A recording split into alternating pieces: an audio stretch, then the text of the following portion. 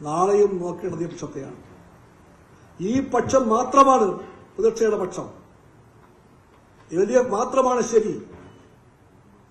അതുകൊണ്ട് പിന്തിരിപ്പൽ നയങ്ങൾക്കെതിരായി, വർഗീയ ഭ്രാന്തിനെതിരായി, വിദ്യാഭ്യാസ രംഗത്തെ വർഗീയ വൽക്കരണത്തെ ചെറുക്കാൻ വേണ്ടി, വിദ്യാഭ്യാസ രംഗത്തെ വാണിജ്യ കഴിവുകളെ ചെറുക്കുവാൻ വേണ്ടിയുള്ള എല്ലാ സമരങ്ങളിലും ഇടപെട്ടു പോരുന്ന വിദ്യാഭ്യാസ പ്രേമികളാകെ ഇന്ത്യയിലെമ്പാടും ഉറ്റുനോക്കുന്ന രാഷ്ട്രീയ പക്ഷമാണ് ഇടതുപക്ഷം. ആ കർത്തവ്യത്തിന്റെ ഭാരം കമ്മ്യൂണിസ്റ്റ് പാർട്ടിക്ക് ബോധ്യമുണ്ട്. അതിൽ വിശ്വാസമാണ്, ജനങ്ങളൊക്കെ വിശ്വാസം. അതിനെ മാനിക്കണം ഇടതുപക്ഷം. അങ്ങനെ വരുമ്പോൾ PMC പോലെ ഒന്നിൽ ഇടപെടുമ്പോൾ പലവട്ടം ചിന്തിക്കണം ഇടതുപക്ഷ ഗവൺമെന്റ്. പലവട്ടം. ഇതുപോലൊരു ദിവസം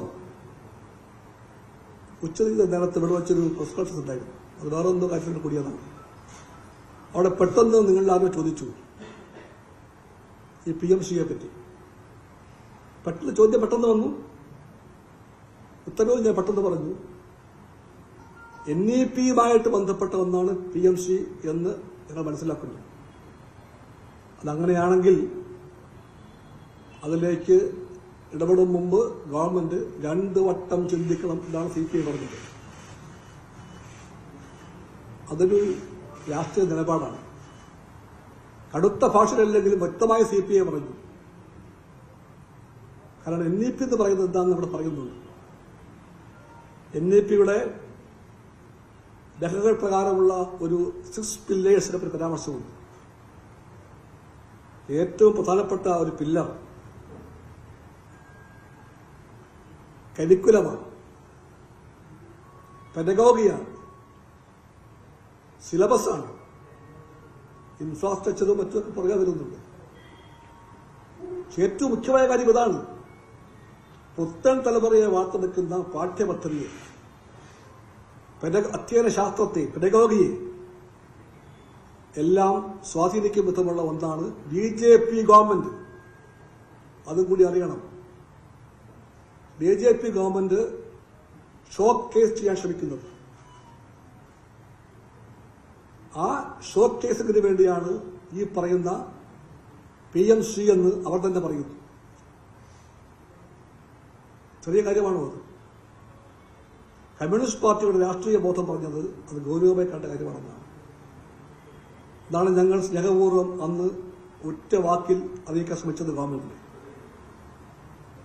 ആ നിലപാട് ഞാൻ ഓർക്കട്ടെ.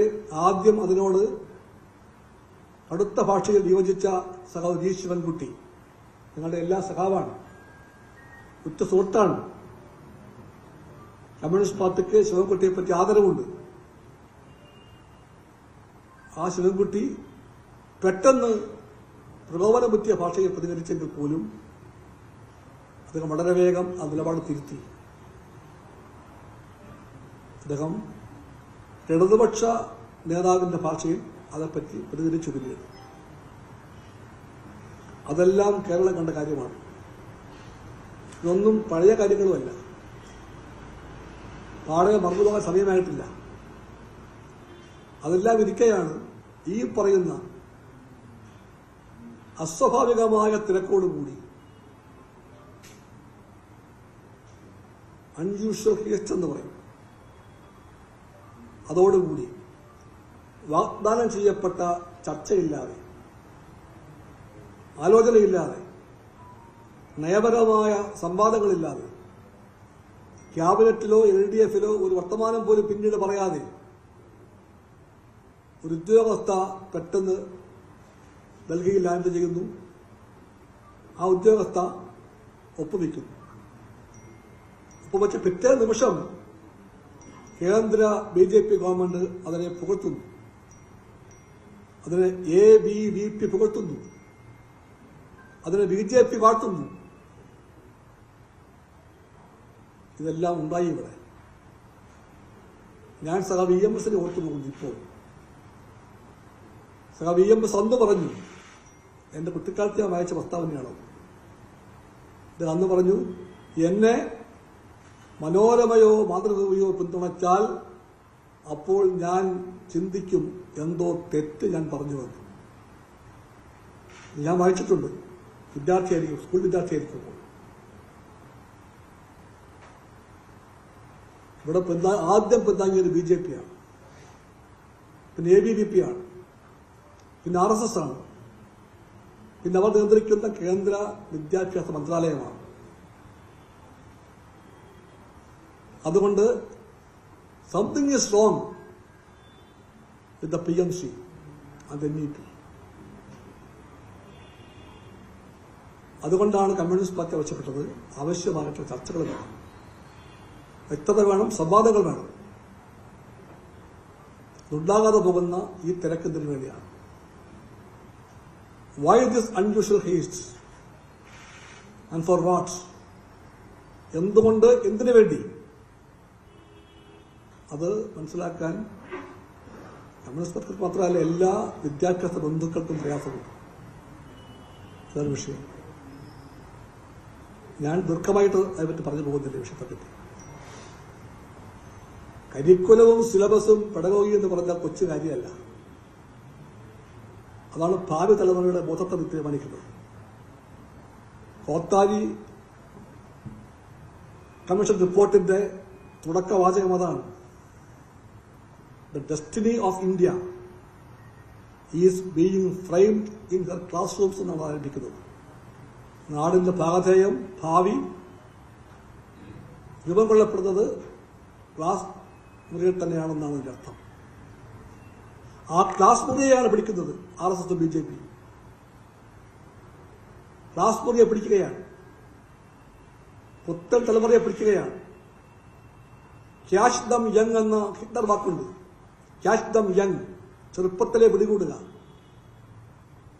അതുകൊണ്ട് BJP ഗവൺമെന്റിന് അധികാരം കിട്ടിയ അന്നു മുതൽ വലിയ പ്രാമുഖ്യം കൊടുത്തുകൊണ്ട് വിദ്യാഭ്യാസ മേഖലയെ അവർ വർഗീയവൽക്കരിക്കാൻ ശ്രമിച്ചിട്ടുണ്ട്.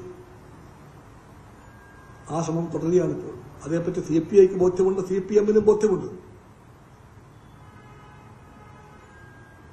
CPIക്കും CPMനും ലക്ഷ്യനാഗത്തിന്റെയും സെക്യുലർ വാല്യൂസിന്റെ എല്ലാ ബന്ധുക്കൾക്കും ഫെഡറൽ തത്വങ്ങളെ മാനിക്കുന്നവർക്കെല്ലാം ബോധ്യമാണ് ഇക്കാര്യം. ഞങ്ങളുടെ ഗവൺമെന്റിന്റെ ബോധ്യമാണ് ആ കാര്യം. അത് ബോധ്യമായി തീരും. അതാണ് വിഷയം. നമ്മളെല്ലാവരും വായിച്ചിട്ടുണ്ട്. സിലബസിൽ നിന്ന് ചില പാഠ്യഭാഗം മാറുന്നു. ഏതെല്ലാം ഭാഗം? ഗാന്ധി വധം മാറുന്നു. നമ്മളെല്ലാം പഠിച്ചത് മഹാത്മാഗാന്ധിയെ മതഭ്രാന്തനായ ഘാതകൻ വെടിവെച്ച് കൊന്നുവെന്നാണ്.